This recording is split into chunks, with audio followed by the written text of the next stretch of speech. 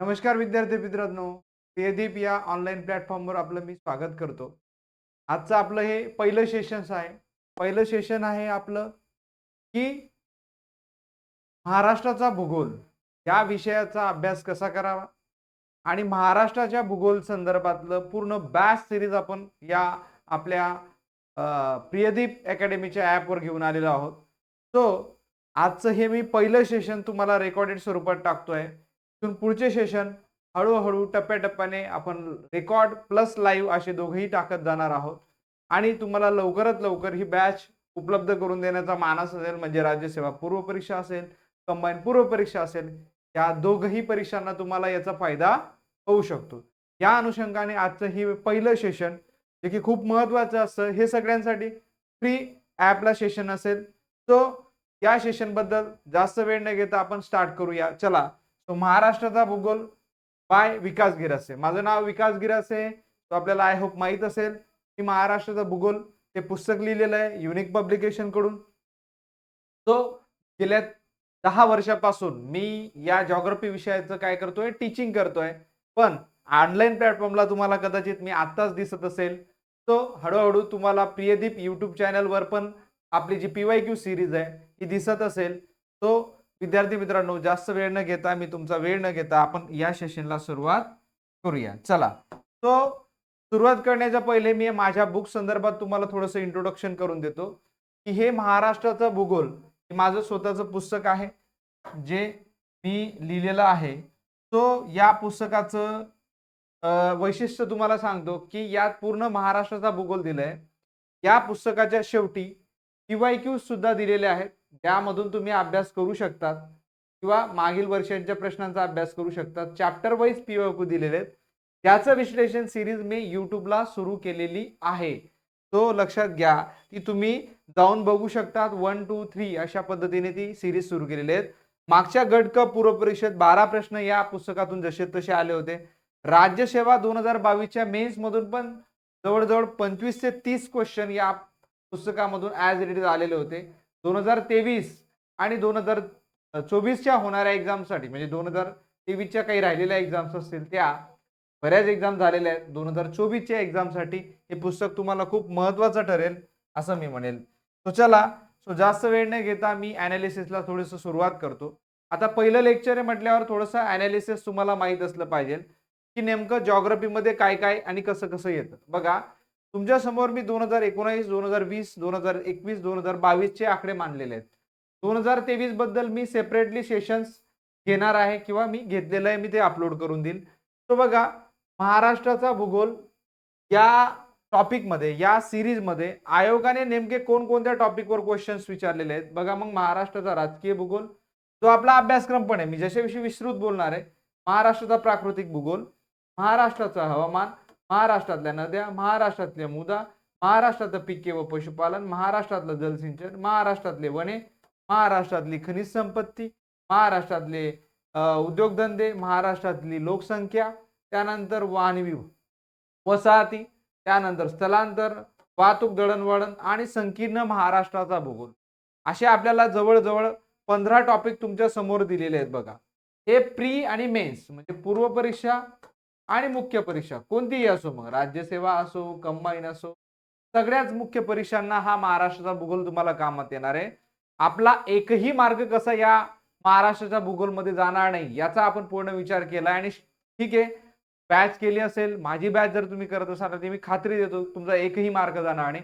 तर आपण इतक्या डिटेलमध्ये शिकणार आहोत की एक एक करंटचा सुद्धा मुद्दा आपण कव्हर करणार आहोत. आणि आता जर तुम्ही राज्यसेवा मेन्स बघितली असेल 2023 ची, तुम्हाला दिसेल की करंट बेस्ड जिओग्राफीचे क्वेश्चन जास्त विचारले गेलेले आहेत आणि आपण त्याचं विश्लेषण सुद्धा घेणार आहोत लवकरच युट्यूबला की महाराष्ट्राचा भूगोल रिगार्डिंग राज्यसेवा मेन्सला कोणकोणते क्वेश्चन्स विचारले होते त्याचं अनालिसिस आपण घेणार आहे. बघा, मग यात कोणते महत्वाचे, कोणते कमी महत्वाचे, यासाठी आपण चॅप्टर वाईज जाणार आहोत.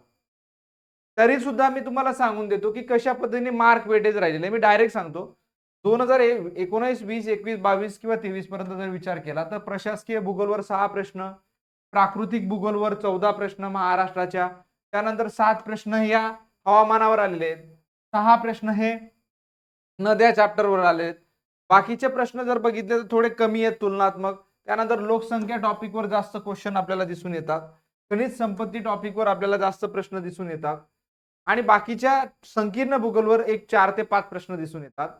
या संदर्भात मी विस्तृत असं आजच्या सेशनमध्ये अनालिसिस तुमच्या समोर चॅप्टर वाईज मांडत जाणार आहे. त्यावरून आपल्याला अंदाज येईलच कशा पद्धतीने महाराष्ट्राचा भूगोलचा अभ्यास करायचा आहे आपल्याला. चला, सो तुम्हाला जर आपल्या बॅचला जॉईन करायचं असेल किंवा जिओग्राफी बाय महाराष्ट्राचा भूगोल बॅचला जॉईन करायचं असेल तर तुम्ही या नंबरला मला व्हॉट्सअप करू शकतात किंवा 77 21 06 57 या नंबरला सुद्धा तुम्ही फोन पे गुगल पेने अमाऊंट पाठवू शकतात. तुम्हाला बॅचला ऍड करून घेतलं जाईल. ओके, चलो पुढे जाऊया. बघा आता मुद्दा काय आहे विद्यार्थी मित्रांनो, हा एक इम्पॉर्टंट मुद्दा आहे की प्रत्येक चॅप्टर वाईज आपल्याला थोडंसं डिस्कशन करायचं आहे. पण डिस्कशन करण्याच्या अगोदर एक गोष्ट मी तुम्हाला अधोरेखित करतो की आयोगाचा सिलेबस, आयोगाचा अभ्यासक्रम नेमका काय, की आयोगाने महाराष्ट्राचा भूगोलसाठी पूर्व परीक्षांना काय सिलेबस दिलेला आहे. बघा बरं का, मी आता मुख्य परीक्षांबद्दल पण बोलेल, पण मी सध्या आज फक्त पूर्व परीक्षेबद्दल बोलणार आहे. तो आयोगाने पूर्व परीक्षेला महाराष्ट्राच्या भूगोलमध्ये काय सिलेबस दिलाय बघा. काय म्हटलंय की भूगोल, काय म्हटलंय भूगोल महाराष्ट्राच्या काय भूगोल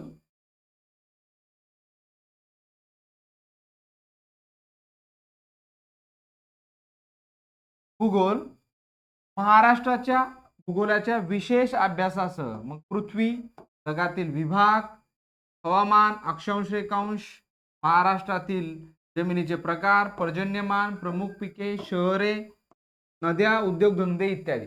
आता या ठिकाणी तुम्हाला काही टॉपिक असे दिलेले आहेत विद्यार्थी मित्रांनो की आपल्याला वाटत असेल की सर मग इथं तर खूपच कमी टॉपिक दिसत आहेत आणि प्रत्यक्षात सिलेबस तर आयोगाचा वेगळाच विचारला जातो.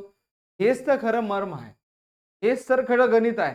कारण आपण करतो आयोगाच्या सिलेबसला फॉलो, पण बऱ्याचदा आयोग याला काय करतं, खूप मोठ्या प्रमाणामध्ये डायव्हर्स करतं, खूप मोठ्या प्रमाणावर या सिलेबसला विश्लेषित करून प्रश्न विचारतं आणि जे की त्यांनी प्रोव्हाइड केलेलं नाहीये.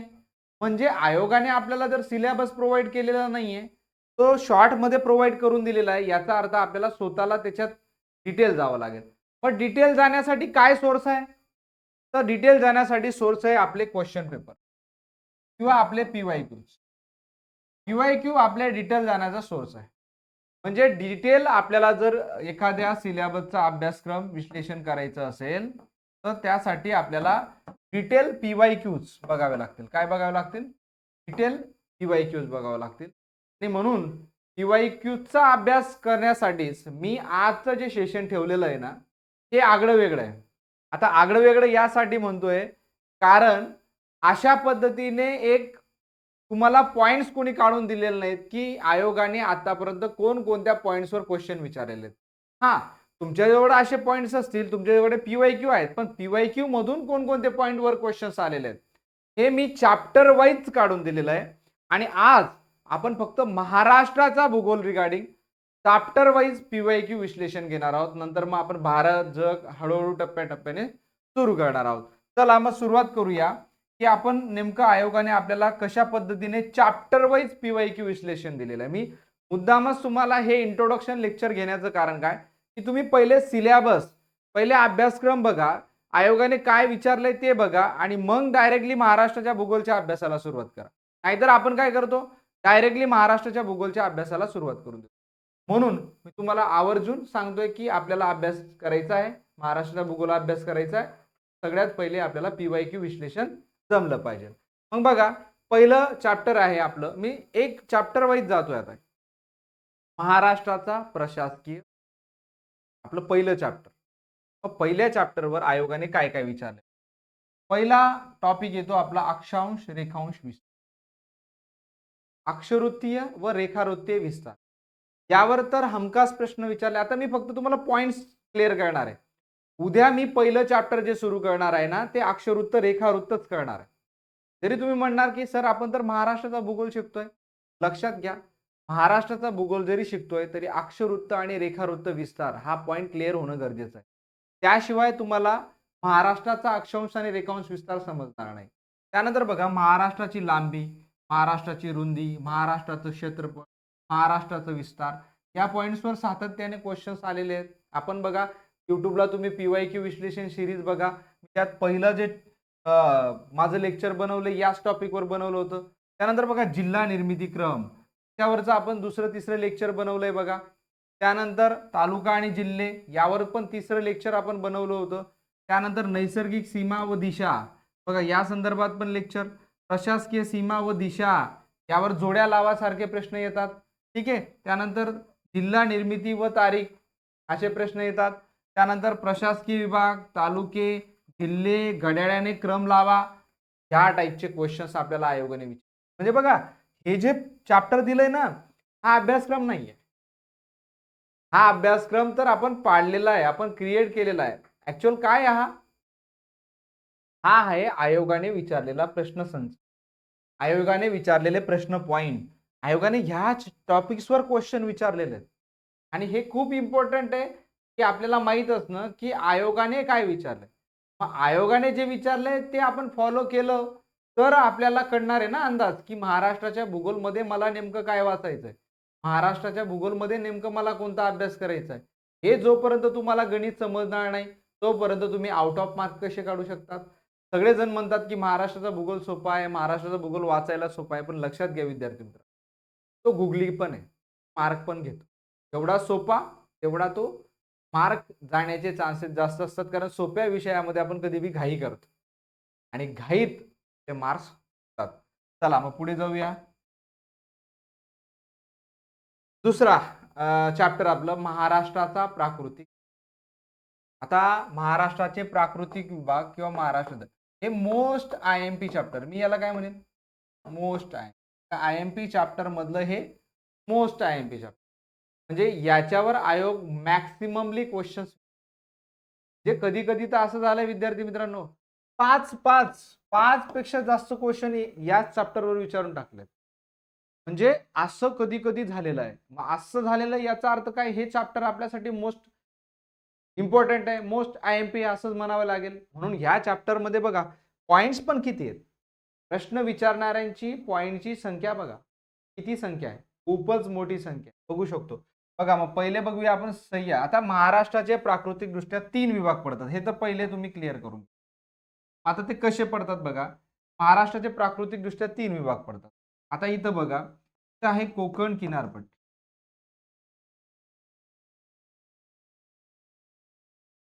त्यानंतर इकडे आहे हा सह्याद्री आणि हे आहे महाराष्ट्र पट्टी. प्राकृतिक दृष्ट्या 3 काय पडतायत प्रकार पडतायत महाराष्ट्राचे. पण मी तुम्हाला अभ्यास करताना 5-6 प्रकार शिकवेल. तर असं कसं, तुम्ही जेव्हा मी लेक्चर स्टार्ट करेल तेव्हा माझे लेक्चर सिरीज बघा.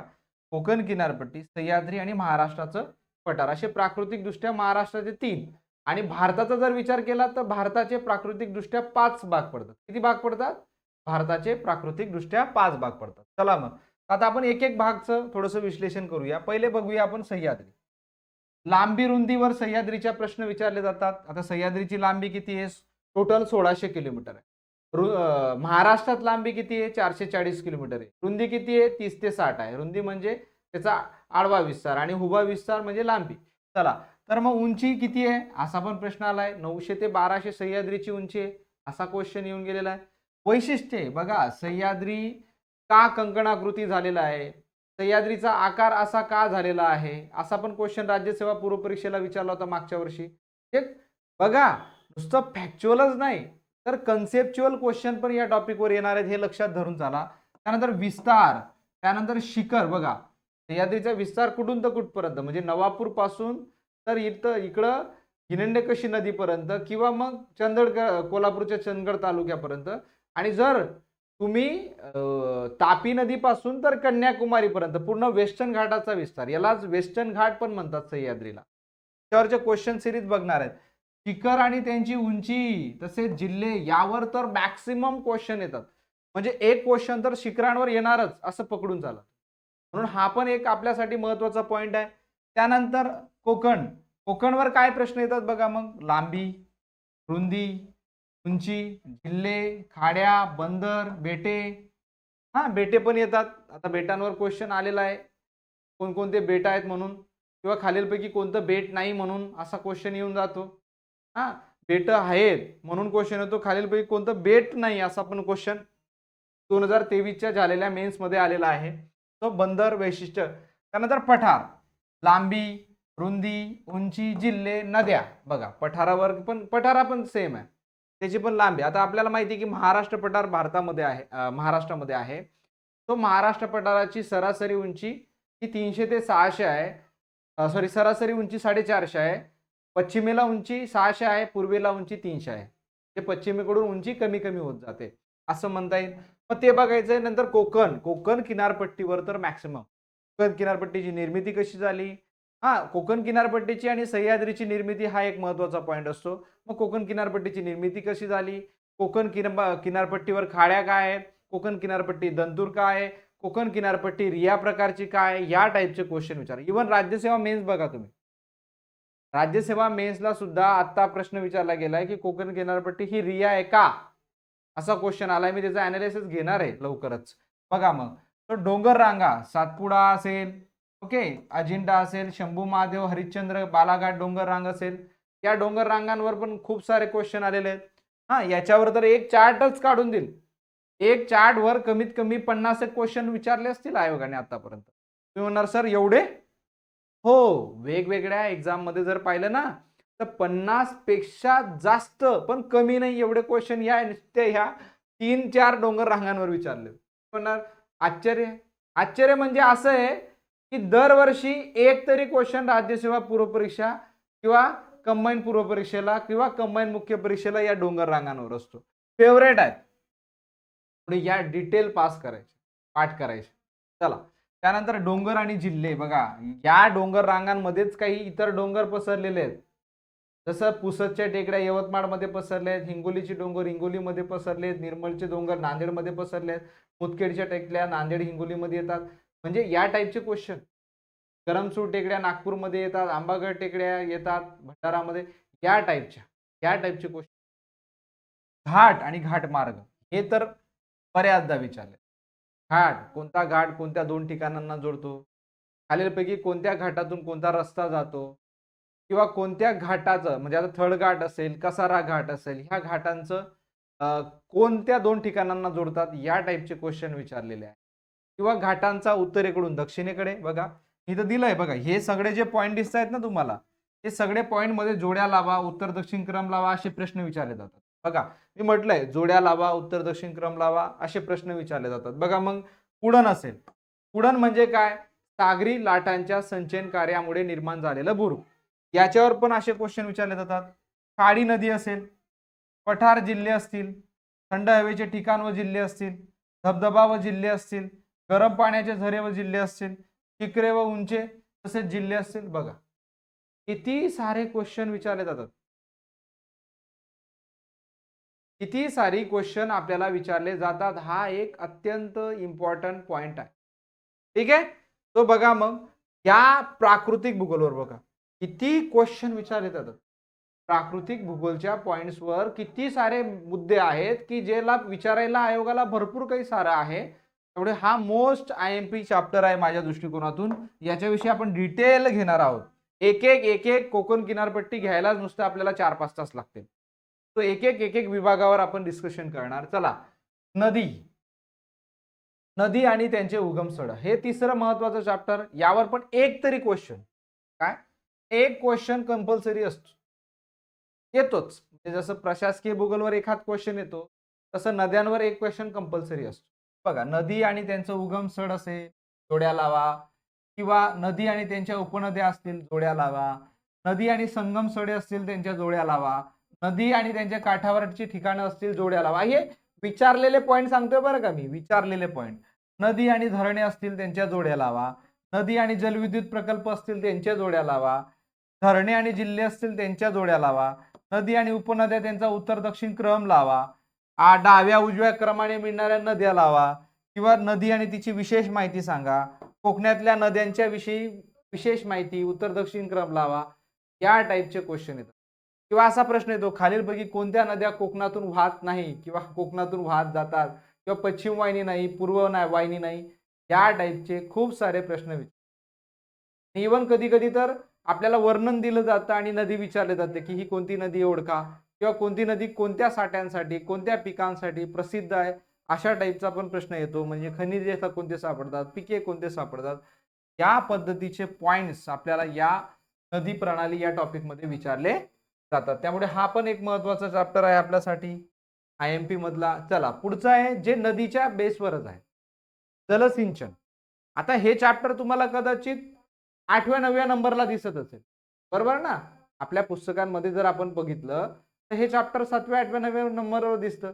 आपण विचार करतो की सर मग हे तुम्ही 4थ्या नंबरवर का घेतलं. तर याच्या मागचं कारण आहे कारण नद्या हा जलसिंचनाचा महत्वाचा स्रोत आहे, आपल्याला माहिती आहे. पण तरी या चॅप्टरवर एक वेगळ्या पद्धतीचे क्वेश्चन येतात. म्हणजे जसं की नद्या आणि त्यांच्यावर असणारी सरोवरे आणि जिल्हे. बघा, नद्या आणि त्यांच्यावर असणारी सरोवरे व जिल्हे यांच्यावर क्वेश्चन, बरोबर.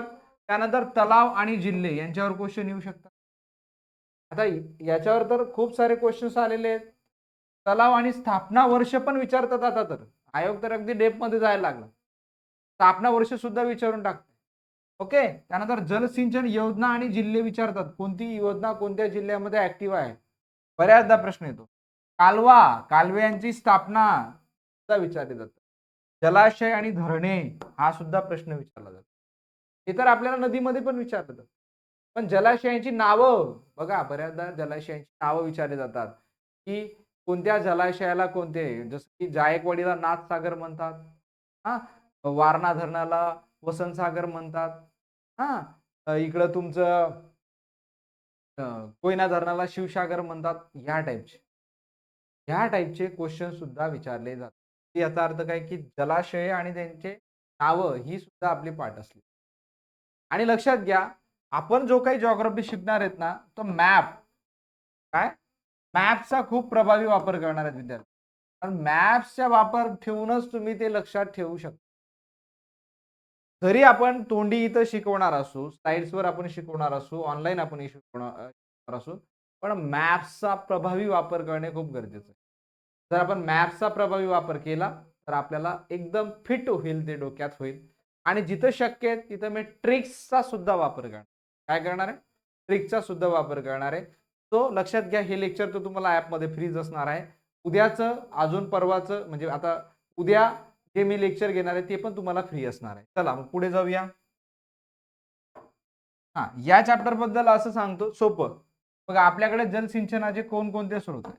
पिकत ऊस, सोप्या भाषेत पिकत ऊस. तुम्ही म्हणणार हे बघा, मी बोललो होतो की ट्रिक्स, तुम्हाला ट्रिक्स सांगणार, ट्रिक्स पण सांगणार बऱ्याच ठिकाणी. बघा, विकत ऊस हे काय, विहीर जलसिंचन, कालवा जलसिंचन, तलाव जलसिंचन, ओके, आणि उपसा जलसिंचन. बघा, आपल्याकडे कालवा विहिरी 55%, कालवा 23% आहेत, तलाव 15% आहेत आणि 8% जवळपास आपल्याकडे उपसा जलसिंचन होतं. मग या टाईपचे क्वेश्चन्स आपल्याला येतात. क्रम लावा असा क्वेश्चन येतो. जलसिंचनाचे स्रोत. यात अजून एक महत्वाचा मुद्दा येतो, ठिबक सिंचन. हा बघा बरं का, हा पॉइंट आपण कन्सिडर करत नाही. तुषार सिंचन, ठिबक सिंचन, तुषार सिंचन यासारखे पॉइंटचा पण आपल्याला काय करायचा, अभ्यास करायचा आहे. आलं लक्षात. तो एवढे सारे मुद्दे आहेत या जलसिंचन चॅप्टर मध्ये. चला नेक्स्ट चॅप्टर बघूया. बघा मग, हवामान. हवामान बघा, हवामान हे पण महत्वाचं, त्याचे हवामानाचे परिणाम. आता खरं तर तुमच्या समोर मी एक चार्ट दिलेला, हा चार्ट दिसत. आता हा मी हाताने पण काढू शकलो असतो, पण मी मुद्दामच माझ्या बुक्स मधला चार्ट दिलाय तुम्हाला. बघा, कोकण किनारपट्टी दिसते तुम्हाला इथं. हवामान कसं आहे, उष्ण, सम आणि दमट हवामान आहे. कदाचित थोडं दिसणार नाही. सह्याद्री असेल त्याचं हवामान आर्द्र थंड हवामान आहे. आणि महाराष्ट्र पठार आहे त्याचं हवामान उष्ण उष्ण विषम कोरडे हवामान आहे. कसं आहे, महाराष्ट्राचं हवामान उष्ण विषम कोरडे. तर पूर्ण स्पष्टीकरण आपल्याला घ्यायचं की असं काय, उष्णच काय, सम काय, दमट काय, हे सगळं सगळं घ्यायचं आहे. त्यानंतर त्रिवार्थांचं वर्गीकरण बघा याच्यावर क्वेश्चन. आता हे तुम्ही म्हणाल सर इथं सिलेबस असा खालीवर दिसतोय. याचं कारण असं आहे की मी क्वेश्चन्सचे पॉईंट मांडलेले आहेत की आयोगाने विचारलेले क्वेश्चन. अजून याच्यावर मी जे दुसरं लेक्चर आणेल ना की नेमकं या चॅप्टरमध्ये काय काय येईल ते मी चॅप्टर शिकवताना क्लिअर करेल की या चॅप्टरमध्ये आपल्याला कोणकोणते पॉईंट बघायचे. त्यावेळेस तुमचं क्लॅरिटी होऊन जाईल की अरे सरांनी काय सांगितलं. तो चला पावसाचं प्रमाणावर क्वेश्चन येतात. प्रदेशात आढळणारा हवामान, ऋतू हवामानाची स्थितीवर क्वेश्चन आलेले आहेत. महाराष्ट्राचं हवामानाचं स्वरूप जे दिसतंय तुम्हाला यावर क्वेश्चन आलेले आहेत. पावसाचं वितरणावर क्वेश्चन येतात. त्यानंतर कुठं जास्त पाऊस, कुठं कमी पाऊस, पावसाचे दिवस कुठं जास्त, पावसाचे दिवस कुठं कमी, कोणत्या जिल्ह्यात किती पाऊस पडतो, अशा जोड्या लावासारखे बरेच प्रश्न आलेले आहेत. त्यानंतर अवर्षणग्रस्त विभाग, महाराष्ट्रात कोणकोणते विभाग हे अवर्षणग्रस्त आहे या टाईपचे सुद्धा क्वेश्चन्स आपल्याला विचारले. आणि हवामान यावर सुद्धा एखाद क्वेश्चन आपल्याला दरवेळेस विचारला जातो. म्हणजे पहिले 4 चॅप्टर लक्षात घ्या. पहिले 4 चॅप्टर खूप महत्वाचे आहेत. आता मी मुद्दामच इथं तुम्हाला सांगितलेलं नाही की नेमकं भूगोलला किती क्वेश्चन येतात. कारण आपण डायरेक्ट महाराष्ट्र भूगोल सिरीज सुरू केली. त्यामुळे भूगोलला 10 प्रश्न येतात हे आपल्याला प्रिलिम्सला माहित पाहिजे. मेन्सला सुद्धा 10 प्रश्न येतात हे आपल्याला माहित असलं पाहिजे. पण मी हे इथं सांगण्याचं कारण नाहीये किंवा इथं हे सांगत का नाहीये कारण मी ऑलरेडी इंट्रोडक्टर लेक्चर युट्यूबला ते सांगितलेलं आहे की किती किती क्वेश्चन्स विचारले जातात म्हणून. पण महाराष्ट्राच्या भूगोलावर किती येतात हे महत्वाचं आहे. आता तुम्ही म्हणाल सर मग काय 4-5च तर क्वेश्चन येतात. आयोग कधी पॅटर्न चेंज करेल, कधी 10 पैकी 10 तुम्हाला महाराष्ट्र विचारून टाकतील तुम्हाला कळणार पण. त्यामुळे हा भूगोल का इतका महत्वाचा आहे हे तुम्ही समजून घ्या. ओके, पण आपल्याला भारताचाही भूगोलचा अभ्यास करायचा. त्याचीही स्वतंत्र सिरीज, त्याची स्वतंत्र बॅच मी आणणार आहे. चला मृदा, आता पुढचं चॅप्टर आहे सॉइल. मृदा याच्यावर काय काय खूप क्वेश्चन नाही आलाय. या चॅप्टरवर रॅन्डमली 2-3 वर्षांनी एखाद क्वेश्चन पडतो. किती? 2-3 वर्षांनी. एखाद वर्षांनी 2-3 वर्षांनी अचानक क्वेश्चन येतो. असं रे नेहमी काही क्वेश्चन विचारलेले नाहीयेत. मग बघा त्या मृदेचे घटक कोणकोणते. तर काही कोणतीही मृदा असली त्या मृदेमध्ये खनिज द्रव्य असतात. ओके, सेंद्रिय द्रव्य असतात. ओके, पाणी असतं आणि हवा असते. हे मृदेचे प्रमुख 4 घटक आहेत. मृदेचे प्रमुख 4 घटक आहेत. 4 घटक आहेत. या 4 घटकांविषयी आपल्याला क्वेश्चन येऊन जातात कधी किंवा कोणता किती आहे म्हणजे जसं खनिज द्रव्य 45%, सेंद्रिय द्रव्य 5%, पाणी 25% आहे, हवा 25% आहे. अशा पद्धतीचा क्वेश्चन येऊन जातो. मृदेची निर्मिती कशी होते? मग विदारण प्रक्रियेने होते, पाऊस खूप जास्त पडतो म्हणून होते, काय कारण आहेत मृदा निर्मिती आणि मृदा निर्मितीवर परिणाम करणारे घटक कोणकोणते असा पण प्रश्न येतो. त्यानंतर मृदेचा पीएच. आता लक्षात घ्या कधी पण पीएच सामू 0 ते 14 हे नेहमीच क्वेश्चन मांडलं जातं. पर्सेंटाईल ऑफ हायड्रोजन असं म्हणतो याला. काय म्हणतो आपण? पर्सेंटाईल. 0 ते 14 आणि 7 म्हणजे 6.5 ते 7.5 हा 7 हा उदासीन असतो, बेसिक असतो, न्यूट्रल असतो. तर ही जमीन खूप सुपीक. जास्त असेल तर ती अल्काईन होऊन जाईल. कमी असेल तर आपल्याला माहिती आहे की ती आम्लयुक्त होऊन जाते, ऍसिडिक होऊन जाते. तो ते बघायचं आहे. त्यानंतर धूप आणि धुपेचे कारण, हृदयचे धुपीचे कारण बघणं. ती धूप चादर धूप आहे, नाली धूप आहे, कोणती धूप आहे. धुपेचे 4-5 प्रकार पडतात पण महाराष्ट्रात 2 मेजर आहेत. चादर धूप, नाली धूप. त्याबद्दल सांगेन. त्यानंतर वैशिष्ट्ये. धूप मिटवायचं असेल तर काय करावं लागेल? पायऱ्या शेती करा, झाडं लावा, गुरेचराईला थांबवा वगैरे वगैरे वगैरे. पाण्याचं योग्य ते नियोजन. बघा खनिज द्रव्ये वैशिष्ट्य पाहायचे. मृदेची कोणती वैशिष्ट्य आहेत? मृदेची वैशिष्ट्य बघणं गरजेचं आहे की या मृदेमध्ये कोणकोणते खनिज सापडतात, कोणकोणते द्रव्य सापडतात, सुपीक का आहे, नापीक का आहे, हे सगळे मुद्दे. खनिजे मृदेमध्ये कोणकोणते का. बऱ्याचदा असा प्रश्न विचारतात की या मृदेमध्ये चुनखडी सापडते, या मृदेमध्ये लोहखनिज सापडतं, या मृदेमध्ये मॅग्नेशियस सापडतं. मग माहित असलं पाहिजे कोणत्या मृदेमध्ये कोणतं खनिज सापडतं. प्रदेश बघा आता मृदेचा प्रदेश कोणता आहे ते माहित असलं पाहिजे. काळी कापसाची मृदा आपल्या महाराष्ट्र प्रकारावर विस्तृत पसरलेली आहे.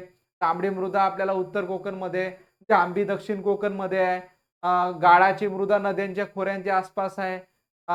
बाकीच्या इतर दलदलीच्या मृदा आपल्याला कोकण किनारपट्टीच्या बाजूला दिसून येतात, म्हणजे या टाईपचा. काही भरड उथळ टाईपच्या मृदा आपल्याला टेकड्यांवर डोंगर रांगांवर दिसायला भेटते. तर आपल्याला मृदेचे प्रकार आणि मृदा कुठं कुठं आढळते ते माहित पाहिजे. अशा पद्धतीने हे आलेले पॉइंट्स आहेत. हे आलेले पॉइंट्स आहेत, पण या व्यतिरिक्त पण बरेचसे पॉइंट्स आहेत ज्यावर क्वेश्चन येऊ शकतात, प्रेडिक्टेड. ओके, हे तर आलेलं क्वेश्चन्स पॉइंट्स आहेत. चला पुढे जाऊया. चला पुढचं आहे वनसंपत्ती. हे चॅप्टर पण खूप इम्पॉर्टंट आहे विद्यार्थी मित्र. वनसंपत्ती, वनांवर बघा, अभयारण्य आणि जिल्हे जोड्या लावा, राष्ट्रीय उद्याने आणि जिल्हे जोड्या लावा, व्याघ्र प्रकल्प आणि जिल्हे जोड्या लावा.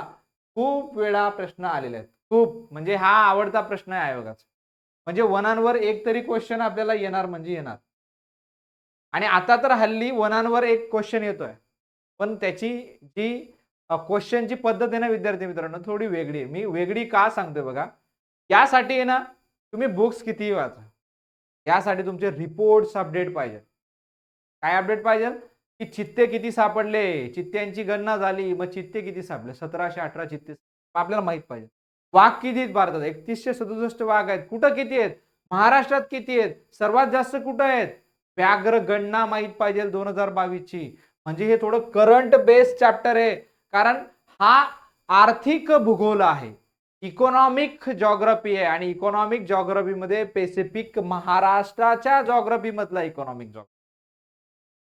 त्यामुळे वनांवर अभ्यास करताना तुम्हाला अभयारण्य, जिल्हा, राष्ट्रीय उद्याने, व्याघ्र प्रकल्प हे पर्यावरण मध्ये सुद्धा येतं, हे भूगोल मध्ये सुद्धा येतं. हे महत्वाचे पॉइंट्स आहेत, जोड्या लावा.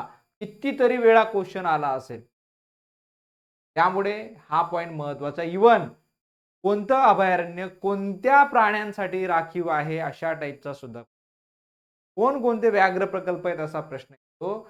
वने आणि वनांचे प्रकार बघा. आता वनांचे प्रकार बघा, आपण चॅम्पियन आणि सेट नुसार जर घेतले ना, आता चॅम्पियन हा मागच्या कंबाईनला विचारला गेलेला क्वेश्चन बघा. चॅम्पियन अँड सेट यांनी आपल्या महाराष्ट्रातले वनांचे किती प्रकार केलेत? 6 प्रकार केलेत बघा. हा क्वेश्चन मागच्या वेळेस विचारला गेलेला आहे विद्यार्थी मित्रांनो, मागच्या वेळेस अपडेट झालेला क्वेश्चन आहे, माहित असलं पाहिजे की असे क्वेश्चन आयोग विचारतं. म्हणून म्हणून लक्षात घ्या. म्हणजे तुम्हाला आता बघा, 2021 चा फॉरेस्ट रिपोर्ट आला होता. कोणत्या वर्षाचा? 2021 चा फॉरेस्ट रिपोर्ट आला होता बघा, फॉरेस्ट रिपोर्ट. आता यावर या 2023 च्या एक्झाम मध्ये 2 प्रश्न आले बघा. डिपार्टमेंटल PSI पूर्व परीक्षेला पण प्रश्न आला की महाराष्ट्रात सर्वाधिक वने कोणती सापडतात. आपण ते इतर रेफरन्स बुक मध्ये काटेरी वने वाचून ठेवलंय, पण ऍक्च्युअल ते उत्तर नाही. या या इंडियन फॉरेस्ट रिपोर्ट नुसार पानगळतीचे वन, म्हणजे काय मला आपण पानझडी वन सर्वाधिक सापडतात, ते पण शुष्क पानझडी. आपल्याला माहित. तर असे प्रश्न आपण का फसतो? याचं कारण असं आहे की आपण त्या पुस्तकावर पूर्ण विश्वास टाकून देतो. म्हणून लक्षात म्हणतो, मी जे जॉग्राफी मध्ये तुम्हाला शिकवणार आहे हे मी पुस्तक तर वापरणारच आहे, पण मी तुम्हाला करंट महाराष्ट्राची आर्थिक पाहणी, करंट तुम्हाला मी सगळे जे काही रिपोर्ट असतील भूगोल संदर्भात, भूगोलचे करंट अफेअर मालिका याच्यामध्ये अपडेट करून तर एकही मार्क, ध्येय, धोरण काय असेल भूगोल संदर्भात महाराष्ट्राच्या भूगोलवर जायला, हे आपलं कामच असणार आहे. आणि हे अजून जास्ती जेवढं डिटेल घेता येईल तेवढं मी घेण्याचा प्रयत्न करणार आहे. चला मग तो कॅम्पेन आणि सेट नुसार हा मुद्दा पाहिला. मग त्याच्यात वनांचे प्रकार असा प्रश्न आला होता. आता पानगळतीच्या वनांवर, म्हणजे फॉरेस्ट रिपोर्ट 2021 वर 2 प्रश्न येऊन गेले. आता 2023 चा रिपोर्ट येईल विद्यार्थी मित्रांनो, तर 2 वर्षांनी हा फॉरेस्ट रिपोर्ट येतो. त्यामुळे हा रिपोर्ट पुन्हा येईल. हा जसा रिपोर्ट येईल त्याच्यावर मी युट्यूबला व्हिडिओ पण बनवणार आहे की आपल्याकडे नेमकं किती वनं सापडत आहेत, कोणकोणती वनं सापडत आहेत. 101% माझा एक व्हिडिओ याच्यावर येणार आहे. चला, सो उष्णकटिबंधीय सदाहरित वने बघा, मग त्यानंतर निमसदाहरित, उपोष्णकटिबंधीय सदाहरित, शुष्क पानझडी, काटेरी झुडपी, वनग्राम योजना, जैवविविधता, यावर क्वेश्चन आलेले आहेत. यावर क्वेश्चन आलेत. तसे वनांचे वेगवेगळे प्रकार पडतात, जसं की उष्णकटिबंधीय सदाहरित, उष्णकटिबंधीय निमसदाहरित, उप उष्णकटिबंधीय सदाहरित, त्यानंतर आर्द्र पानझडी, शुष्क पानझडी, काटेरी वने, झुडपी वने असे आपले महाराष्ट्रात वनांचे प्रकार पडतात. ते आपण वेगळे डिस्कस करणार. क्वेश्चन कुठं आलेले आहेत मी सध्या ते तुम्हाला डिस्कस करून सांगतोय. चला पुढे जाऊया. बघा, खनिज संपत्ती. खनिज संपत्तीवर पण अनेक वेळा आपल्याला क्वेश्चन्स विचारले जातात. हा सुद्धा महत्वाचा IMP पॉइंट आहे. बघा, पहिलं लेक्चर बघणं का इम्पॉर्टंट असतं. कोणत्याही विषयाचा अभ्यास करतायत, तुम्ही नवीन आहात, तुम्हाला काहीच माहित नाहीये आणि तुम्ही डायरेक्ट अभ्यासाला सुरुवात करून देणार, तर तुम्ही खड्ड्यात जाण्याची शक्यता जास्त, तुम्ही चुकण्याची शक्यता जास्त. म्हणजे पहिले तुम्ही बघून जा की या विषयामध्ये काय काय करायचं आहे, आयोगाने काय काय विचारलेलं आहे, मगच निर्णय घ्या. मग नाहीतर काय होऊन जातं, कोणी सांगितलं हे पुस्तक घेऊन टाक रे बाबा, ते पुस्तक घेऊन टाक रे बाबा, आपण वाचत सुटतो. सुसाट माहीतच नाहीये, अनालिसिसच माहित नाही. असं करू नका. खनिजे आढळणारे सर्वात कमी, सर्वात जास्त अशा प्रकारचा प्रश्न आलेला आहे. टक्केवारी सर्वाधिक कुठं सापडतो, सर्वात कमी कुठं सापडतो, असा प्रश्न आलेला आहे. लोह खनिज उत्पादन ठिकाण जोड्या. जसं लोह खनिजवर विचारलंय तसं मॅंगनीजवर विचारतात, तसं चुनखडीवर विचारतात, तसं बॉक्साईटवर विचारतात. ओके, तसं प्रत्येक खनिजावर, मग क्रोमाइट असेल, डोलेमाइट असेल, कायनाइट असेल, सिल्मिनाइट असेल, तांबे असेल, शिश, अशा सगळ्याच खनिजांवर या टाईपचे क्वेश्चन येऊ.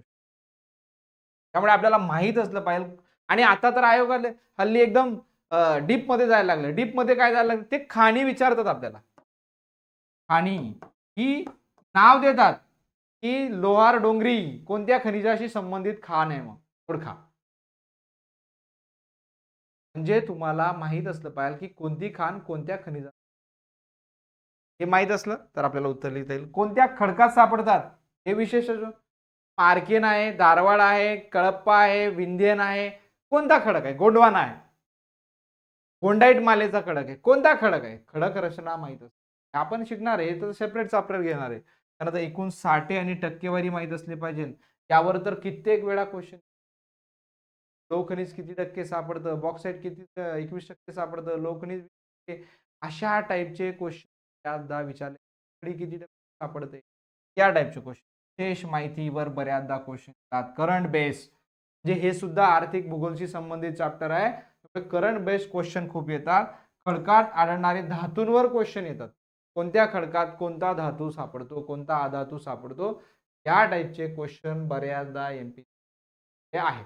त्यामुळे खनिजे हे आपल्या दृष्टिकोनातून IMP चॅप्टर आहे. यावर एक क्वेश्चन कंपल्सरी आपल्याला येतो. एक क्वेश्चन येणार, ते महत्वाचं आहे. यासोबत जोडून येतं अजून एक चॅप्टर, ते म्हणजे ऊर्जा साधने. कारण खनिजे आणि ऊर्जा साधने एकत्रित चॅप्टर आहे, पण मी त्याला 2 चॅप्टर मध्ये मुद्दाम डिवाइड, कारण दोघं चॅप्टरवर बऱ्याचदा प्रश्न येतात. मग इकडे प्रश्न काय येतात, वीज निर्मिती व प्रकल्प यांची स्थापना, सौर ऊर्जा प्रकल्प व त्यांची जिल्हा, पौष्टिक विद्युत प्रकल्प जिल्हा यांच्या जोड्या लावा लहान मोठ्या, जलविद्युत प्रकल्प जिल्हा नद्या यांच्या प्रश्न विचारला जातो, पवन ऊर्जा प्रकल्प जिल्हा असा प्रश्न विचारला जातो, प्रकल्पांची विशेष माहिती अशा टाईपचा क्वेश्चन विचार. या टाईपचे क्वेश्चन्स तर 100%. मग मागच्या वेळेस काय प्रश्न विचारला होता की महाराष्ट्रातला पहिला जलविद्युत प्रकल्प कोणता, तर महाराष्ट्रातला पहिला जलविद्युत प्रकल्प आहे खोपोली. रिपीट आलाय 2-3 वेळा क्वेश्चन, बघा माहित नसतं तरी. गट क पूर्व परीक्षा 2022 ला आलेला क्वेश्चन. त्यानंतर त्याच वर्षी एक क्वेश्चन आला होता, महाराष्ट्रातला सर्वाधिक क्षमतेचा जलविद्युत प्रकल्प होईल. मग तुम्हाला यांचं वर्ष सुद्धा माहित पाहिजे, कोणता जलविद्युत. आणि आपण घेणार एकदम बारीक बारीक गोष्टी घेणार आहेत विद्यार्थी मित्र, लक्षात घ्या. मला तर कंबाईन मध्ये आउट ऑफ 10 पैकी 10 जिओग्राफी मध्ये मार्क काढायचेच आहेत आपल्याला. चला, स्थलांतरित शेती आणि देश याच्यावर क्वेश्चन येऊ शकतो. भात संशोधन केंद्र आणि ठिकाण याच्यावर क्वेश्चन येतात. बघा, आता हे कृषी आणि पिके चॅप्टर आहे. आता कृषी आणि पिके चॅप्टरवर रॅन्डमली एखाद क्वेश्चन कधीतरी, म्हणजे हा चॅप्टर कंटिन्यू क्वेश्चन येणार नाहीये, पण अचानक काय करतं आयोग, 2-3 क्वेश्चन पण विचारून टाकतो, म्हणजे रॅन्डमली विचारत. मागच्या वर्षी 2-3 क्वेश्चन विचारले त्यांनी रॅन्डमली. त्यामुळे महत्वाचं आहे. भात, आता इथं मुद्दाम सांगतोय की भात संशोधन केंद्रावर आलाय म्हणून सांगतोय, पण असे अनेक केंद्र, भात असेल, तांदूळ असेल, सॉरी गहू असेल, बाजरी असेल, ज्वारी असेल, अशा सगळ्यांवर क्वेश्चन येतात. कांदा असेल, ठीक आहे. सो स्थलांतर शेती हा तर महत्वाचा पॉइंट आहे. कंबाईनच्या दृष्टिकोनातून IMP. यात नुसतं महाराष्ट्राची स्थलांतरित शेती नाही, तर भारताच्या स्थलांतरित शेती, जगातल्या स्थलांतरित शेती असा क्वेश्चन तर जोड्या लावा कित्येक वेळा आयोगाने विचारलेला आहे. पुढे महत्वाचा पॉईंट आहे. त्यानंतर प्रमुख पिके आणि जिल्ह्यावर प्रश्न येतात.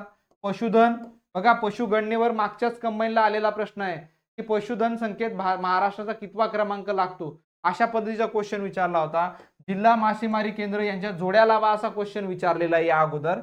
त्यानंतर पिके व त्यांची जात बघा, बऱ्याचदा पिके आणि पिकांची जात म्हणजे आता पिकांची जात म्हणजे इन द सेन्स काय की कोणत्या जातीचं पीक आहे ते, म्हणजे जसं की बाजरीला वेगवेगळे नाव दिले, श्रद्धा, सबोरी, हा मग ज्वारीला आपण दिलंय मालदांडी 35 वगैरे असे नाव दिले, सावित्री असे नाव दिलेले, हे माहित असलं. ज्वारीला कापसाला आपण लक्ष्मी, महालक्ष्मी असे नाव दिलेले आहेत. हे नाव जातीचे नाव विचारले जातात. जोड्या लावा प्रश्न येतात. पीक संशोधन केंद्रांवर प्रश्न येतात. फळं आणि उत्पादक मग आंबा कुठं पिकतो, रत्नागिरीमध्ये हापूस आंबा. त्यानंतर मग द्राक्ष कुठं पिकतात, नाशिक, सांगली. चिकू कुठे पिकतो, घोलवड ला पिकतो. काजू कुठं पिकतात, मालवणला पिकतात. मोसंबी कुठं पिकते, श्रीरामपूरला पिकते. संत्रा कुठं सापडतो, नागपूरला सापडतो. या टाईपचे क्वेश्चन म्हणजे पिकं आणि फळं आणि यांचा उत्पादक प्रदेश आता विचारला होता त्यांनी मागेच. आपल्याला बघा कंबाईन मेन्स 2023 ला विचारलेला क्वेश्चन आहे. आताच्या कंबाईन मेन्सला ज्या ऑक्टोबर महिन्यात झाला ना 2022च्या मेन्स, या मेन्स मध्ये काय क्वेश्चन्स विचारलेले आहेत माहिती आहे का विद्यार्थी मित्रांनो, की ते 22-23च्या दोघही मेन झाल्या. या प्रश्नांमध्ये विचारला आहे की सर्व प्रकारचे पिकं पिकवणारा, सर्वात जास्त पिकवणारा जिल्हा कोणता, अशा पण प्रश्न. सोलापूर असा विविध प्रकारचे पिकं पिकवणारा जिल्हा, विविध प्रकारचे, मग असे क्वेश्चन विचारतात.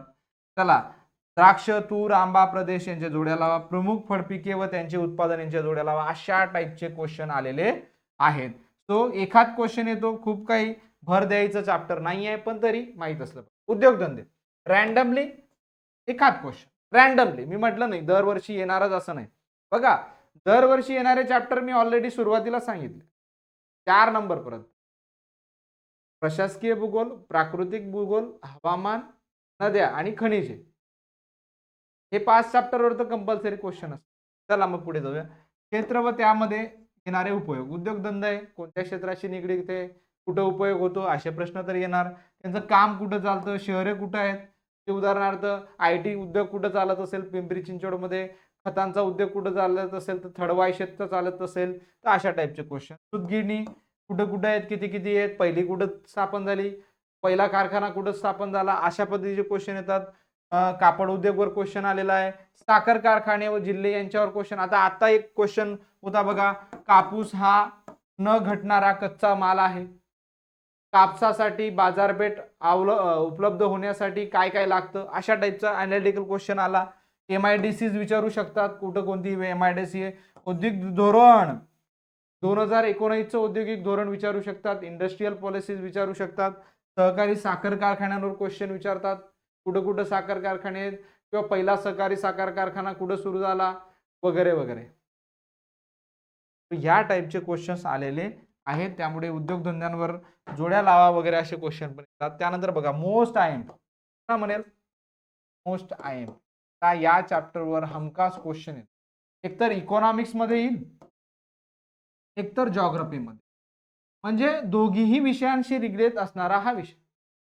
जॉग्राफी मध्ये येणार, इकॉनॉमिक्स मध्ये येणार, किंवा अजून तिसरा विषय सांगून देतो करंट अफेअर्स मध्ये पण येणार, जर एखादी जनगणना आता झाली तर लेटेस्ट मध्ये. हा 2011च्या सेन्ससचा पार्ट खूप महत्वाचा आहे आपल्यासाठी. पुढे 2011-2001 आपण कंपॅरेटिव्ह बघणार विद्यार्थी मित्रांनो. आपण कंपॅरेटिव्ह बघू, आपण असं बघणार नाही. पण भारत महाराष्ट्र प्लस आपण 2001-2011 पण कंपॅरेटिव्ह बघू. हे असं डोक्यात आहे माझं एकदम फिट. तुमचा कोणताही एकही मार्क इथं जायला नको, पैकीच्या पैकी मार्क लोकसंख्येमध्ये. मग घनता त्या ट्रिक्सचा पण वापर करू. लिंग गुणोत्तर, 6 ते 0 वर्षाचे लिंग गुणोत्तर, साक्षरता, ग्रामीण शहरी प्रमाण, SC ST जातीचं प्रमाण, लोकसंख्या वाढीचे कारण, जन्म मृत्यू दर म्हणजे काय, बघा शेवटचे 5, पहिले 5, जिल्हे, आकडेवारी, प्रमाण, विशेष माहिती, संकल्पना, तुलनात्मक वाढीचा दर, या टाईपचे क्वेश्चन आले. आणि हा चॅप्टर इतका महत्वाचा आहे आता घनतेवर तर आयोगाचं इतकं विशेष प्रेम आहे विद्यार्थी मित्रांनो, की दरवर्षी घनतेवर ते प्रश्न घेऊनच येत. साक्षरतेवर, लिंग गुणोत्तरवर ह्यातले हे 4-5 पॉइंटर खूपच आहे. आता काय करतात ते, की लोकसंख्या विषयक धोरणं पण विचारतात. जसं की 2000 सालाचं धोरण तर कित्येक वेळा विचारलं गेलंय, की यातलं मध्यम टार्गेट कोणतं होतं, लघु टार्गेट कोणतं होतं, लार्ज टार्गेट कोणतं होतं. या टाईपचे क्वेश्चन विचारतात. 28 जुलै 2000चं लोकसंख्या धोरण कितीतरी वेळा विचारलं गेलेलं आहे. पुढे लोकसंख्या विषयक पॉलिसीज माहीत असतात, धोरणं माहीत असतात. 83चं धोरण असेल, 2000चं धोरण, लोकसंख्येची धोरणं तुमची पाठच असली पाहिजे. त्यावर आपण बोलणारच आहोत. सो अशा पद्धतीने लोकसंख्या ही आपलं फेवरेट आणि मोस्ट IMPच्या. चला, वाहतूक दळणवळण. वाहतूक दळणवळण हे एक थोडंसं डायव्हर्सिफाय मोठं चॅप्टर आहे. अधूनमधून रँडमली एखाद क्वेश्चन येतं. शक्य असेल तर वाहतूक दळणवळण आणि पर्यटन असा मिळून तो क्वेश्चन येतो. पण या चॅप्टरवर पण क्वेश्चन सातत्याने आलेले आहे. जसं की कोकण रेल्वे, त्यातला लांब बोगदा, पूल, हा प्रश्न 3 वेळा रिपीट कर. 3 वेळा, की कोकण रेल्वेचा सर्वात लांब बोगदा कुरबुडे. 3 वेळे, ते पण एका वर्षामध्ये तर 2 वेळा रिपीट झाला. त्यानंतर समृद्धी महामार्गावर क्वेश्चन ऑलरेडी येऊन गेलाय. लांबी, रुंदी, समाविष्ट जिल्हे, तालुके, संख्या, तिथं काय प्रॉब्लेम होत आहेत, का तिथं ऍक्सिडेंट होत आहेत, सगळा त्याचा विस्तार सगळं डिटेल घ्यायचं. 701 किलोमीटरचा हा लांब मार्ग का महत्वाचा आहे, हे 10 जिल्ह्यांमधून जातो, 24 जिल्ह्यांना जोडण्याचं काम करणार आहे, का महत्वाचा आहे, प्रमुख महामार्ग कोणकोणत्या शहरामधून जातात, लांबी, सर्वात लांब, सर्वात कमी लांबीचा महामार्ग, भारत महाराष्ट्र दोघेही विचारतात. आणि विशेष म्हणजे यात नवीन क्रमांक, न्यू नंबर, हा प्रश्न तर कित्येक वेळा MPSC विचारलेला आहे. आता विचारतात ते, की जो भारतातला सर्वात लांब राष्ट्रीय महामार्ग आहे, मग त्याचा नंबर काय? NH44 माहित असतं. आपला हा महाराष्ट्रातला सर्वात लांब राष्ट्रीय महामार्ग NH53 जो आहे ना, याचा नवीन नंबर आहे. हे नवीन नंबर माहित पाहिजे. NH6 म्हणतो त्याला. NH50 म्हणजे मग राष्ट्रीय महामार्ग नवे जुने क्रमांक यांच्यावर अभ्यास करायचा आहे. राज्य महामार्ग संदर्भात पण विचारलं जातं. रेल्वे व त्यांच्यावरची स्थानक, मग क्रम लावा असा प्रश्न येतो, की भुसावळवरून मी सुरत जातोय, तर मग नेमके कोणकोणती स्थानकं लागतात असा प्रश्न ऑलरेडी येऊन गेलेला आहे. बघा, मग विमानतळांवर त्यांची नावं, त्यांची ठिकाणं, त्यानंतर रेल्वे विभाग, हा तर IMP. कंबाईनला रेल्वे विभागावर कितीतरी वेळा क्वेश्चन आले. रेल्वे झोन्स, त्यावर क्वेश्चन येतात. राष्ट्रीय महामार्ग क्रमांक, महामार्ग व त्यांच्यावरील शहर, जोड्या लावा, अशा टाईपचे भरपूर सारे प्रश्न त्या चॅप्टर मध्ये बघायला भेटतात. किंवा सिंगल बीट क्वेश्चन सुद्धा विचारले जातात. त्यामुळे वाहतूक दळणवळण आपल्यासाठी एक महत्वाचं चॅप्टर असतं. त्यानंतर बघा, पर्यटन महत्वाचं आहे, पण महत्वाचं आहे पर्यटन. बघा, पर्यटन चॅप्टर डिपेंड आहे 2-3 चॅप्टर्सवर. जसं की प्राकृतिक भूगोलवर खूप सारा पर्यटनाचं डिपेंडन्स. मग जर आपल्याला किल्ल्यांचा अभ्यास करायचा असेल, धार्मिक स्थळांचा अभ्यास करायचा असेल, राष्ट्रीय उद्याने, बीचेस वगैरेचा अभ्यास करायचा असेल, तर ऑलरेडी आपण तो केलेला असेल. म्हणजे हे पर्यटन स्थळं हे आपल्या फिजिकल मधून खूप सारे निर्माण झालेले दिसून येतात. जसं की आपण बघू शकतो, देशांतर्गत उत्पादनात पर्यटनाचा वाटा विचारतात कधी. फॅक्च्युअल क्वेश्चन विचारून टाकतात. मागच्या वेळेस विचारलं होतं किती टक्के पर्यटन झालंय म्हणून. बघा, युनेस्कोची सांस्कृतिक वारसा स्थळांमध्ये असलेलं स्थान, की कोणकोणती स्थळं युनेस्कोच्या वारसा स्थळांमध्ये भारतातल्या, महाराष्ट्रातले विचारतात. मासेमारी केंद्र जिल्हे, ज्योतिर्लिंग जिल्हे, धार्मिक स्थळं जिल्हे, प्रसिद्ध मशिदी सुद्धा विचारायला लागल्या हल्ली. आपल्याला हे तर आपण अनएक्सपेक्टेड आहे. हे अनएक्सपेक्टेड आहे. मागच्या वेळेस मशिदींच्या जोड्या लावा क्वेश्चन, असे प्रश्न येतात. पर्यटन ठिकाणी त्यांच्या प्रसिद्धी, पर्यटन ठिकाण व तालुके, ठिकाण, शहरे, ऐतिहासिक किल्ले, बेट, स्थान, पर्यटन धोरणवर सुद्धा क्वेश्चन विचारून टाक. तो या टाईपचे म्हणजे थोडं करंट बेस्ड चॅप्टर आहे हे, लक्षात घ्या. तर करंट अफेअर, जसं वने, जसं खनिजे, हे करंट अफेअर्स यांचं महत्व आहे, तसं इथं सुद्धा. आणि आयोग काय करतोय, आपल्याला आयोगाला एक कळलं की यांना सगळं बेसिक माहिती आहे, यांनी सगळा बेसिक महाराष्ट्राचा भूगोल पाठ केलेला आहे, पण करंट अफेअरचा टच यांचा नाही. आणि विशेष म्हणजे करंट अफेअर वाचतो आपण, पण फक्त आपले 15 प्रश्न करंट अफेअरचे येतात म्हणून वाचतो. लक्षात घ्या विद्यार्थी मित्रांनो, 15 प्रश्न करंट अफेअरचे जरी येत असतील तर ते विषयाशी निगडीत सुद्धा करंट अफेअर विचारतात. त्यामुळे आपल्याला या बाबतीतलं प्रचंड सखोल असं माहिती असली पाहिजे, तरच आपण याचा काय करू शकतो, फायदा घेऊ शकतो. म्हणून लक्षात घ्या, पर्यटनवर आपल्याला करंट फॅक्ट्स डिटेल घ्यायचे आहेत. चला नेक्स्ट बघा, इथपर्यंत आपण काय बघितलं की हे चॅप्टर्स बघितले ज्यांचा अभ्यास करायचे. या व्यतिरिक्त महाराष्ट्राच्या भूगोलमध्ये 2 चॅप्टर आहेत की जे आपल्या प्रिलिमच्या सिलेबसला नाहीये, पण आयोग अधूनमधून त्यांच्यावर क्वेश्चन विचारतो. तुम्ही म्हणणार सर महाराष्ट्राच्या भूगोलमध्ये असे कोणते 2 चॅप्टर उरले आहेत आता की जे विचारले जाऊ शकतात? तर 2 चॅप्टर असे आहेत. एक म्हणजे मानवी वसाहत. काय? मानवी वसाहत नावाचं एक चॅप्टर. मानवी वसाहत. ओके, मानवी वसाहत. त्यानंतर दुसरं चॅप्टर एक स्थलांतर. हे 2 चॅप्टर पण आहेत की ज्यांच्यावर आपल्याला मायग्रेशन, याच्यावर आपल्याला आयोग क्वेश्चन. त्यामुळे या चॅप्टर्सवर तर आपल्याला अभ्यास करायचा आहे विद्यार्थी. नाहीतर काय होईल, आपण फक्त ते वाचत राहू आणि या चॅप्टरला सोडून देऊ आणि अचानक आयोग पूर्व परीक्षेला यांच्यावर पण एकाच क्वेश्चन विचारून. जसं मागच्या वेळेस विचारलं होतं की महाराष्ट्र पठारावर नेमक्या कोणत्या प्रकारच्या वस्ती सापडतात? महाराष्ट्र पठारावर नेमक्या कोणत्या प्रकारच्या वसाहती सापडतात? तर आपल्याला माहिती आहे की इथं केंद्रित स्वरूपाच्या वसाहती सापडतात. का केंद्रित आहेत? कारण इथं पाण्याची सोय उपलब्ध आहे, उद्योगधंदे उपलब्ध आहेत, राहण्याची जागा सोय उपलब्ध आहे म्हणून. पण जर तुम्ही कोकणमध्ये गेले, सह्याद्रीमध्ये गेले तर तुम्हाला विकेंद्रित वसाहती सापडतात, विखुरलेल्या वसाहती सापडतात. मग असं आपल्याला प्रत्येक एरियाचं, प्रत्येक टेकड्यांचं, प्रत्येक डोंगरमध्ये कोणकोणत्या वसाहती सापडतात हे माहीत असणं खूप आवश्यक आहे.